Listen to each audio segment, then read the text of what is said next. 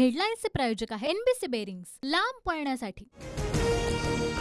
राज्यात 54.33% मतदान। मुंबईतील मतदानाचा टक्का घसरला। कुलाबामध्ये यंदा सर्वात कमी 36% तर मुलुंडमध्ये सर्वाधिक 59% 6 मतदान। निवडणूक आयोगाकडून पक्षपातीपणा। निवडणूक आयोग भाजपची चाकरी करतय का? उद्धव ठाकरेंचा संतप्त सवाल। मुंबईत संथ गतीनं मतदान होत असल्याची तक्रार सर्वप्रथम आम्हीच आयोगाकडे केली। पराभव दिसत असल्यामुळे उद्धव ठाकरेंचं रडगाणं। फडणवीसांचा ठाकरेंवर हल्लाबोल। मागाठाणेतल्या मतकेंद्रावर मूलभूत सुविधा नसल्यानं भाजपचे उमेदवार पियुष गोयल संतापले। गैरसोयीमुळे मतदारांवर तासनतास ताटकळत उभं राहण्याची वेळ।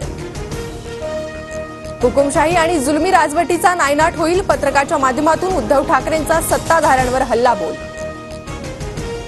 भाजप नेते आशिष शेलारांची उद्धव ठाकरेंविरोधात निवडणूक आयोगात तक्रार। पत्रकार परिषद घेऊन दिशाभूल केल्याचा आरोप। आचारसंहितेचं उल्लंघन केल्याप्रकरणी कारवाईची मागणी।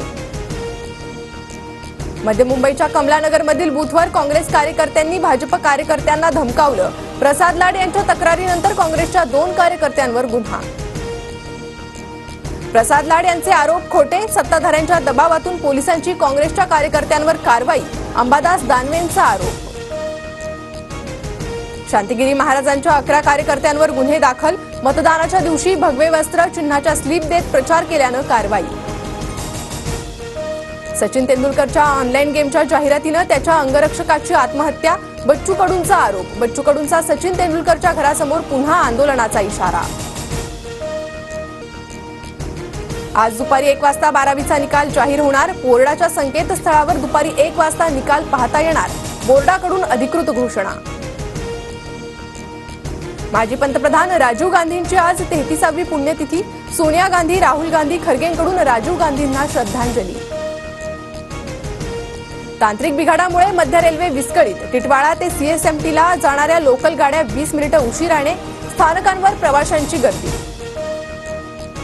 पिंपरी चिंचवड महापालिकेची 5 अनधिकृत होर्डिंगवर कारवाई। छत्रपती संभाजीनगरमध्येही होर्डिंग तपासण्याचे विभागीय आयुक्तांचे आदेश।